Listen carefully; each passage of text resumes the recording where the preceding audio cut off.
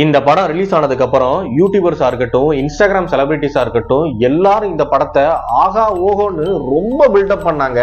சரி, இந்த படத்துல அப்படி என்னதான் இருக்கு அப்படின்னு போய் பார்த்ததுக்கு அப்புறம் தாங்க தெரியுது இந்த படம் எப்பேற்பட்ட படம்னு. இந்த படத்தை நான் நைட்டு தனியா பார்த்துட்டு நான் பட்ட பாடு இருக்கே எப்பா. 2025 ரிலீஸ் ஆன டிஎஸ் இரே. இந்த படத்தோட ஸ்டோரி என்னன்னா, ஒரு பொண்ணு கிணத்துல விழுந்து சூசைட் பண்ணி இறந்து போறா.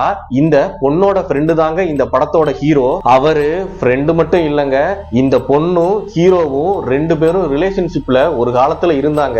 சரி, நம்ம இந்த பொண்ணோட ரிலேஷன்ஷிப்ல இருந்தோம்ல, அதனாலயாவது இந்த பொண்ணோட துக்கத்துல நம்ம கலந்துக்கணும் அப்படின்னு சொல்லிட்டு 2 நாளுக்கு அப்புறம் அந்த வீட்டுக்கு போறாருங்க நம்ம ஹீரோ. போனவரு சும்மா இல்லாம அந்த பொண்ணோட ஞாபகார்த்தமா இருக்கட்டும் அப்படின்னு சொல்லிட்டு அந்த பொண்ணு யூஸ் பண்ண கிளிப்பை எடுத்துட்டு வந்துடுறாருங்க. அந்த கிளிப்பை எடுத்துட்டு வந்ததுக்கு அப்புறம் அன்னைக்கு நைட்டுல இருந்து நடக்கிற அமானுஷ்யம் கலந்த பயங்கரமான விஷயம் தாங்க இந்த படமே. இந்த படத்தோட ஃபர்ஸ்ட் ஹாஃப்லாம் பேய் வர சீனெல்லாம் அவ்வளவா காமிக்க மாட்டாங்கங்க.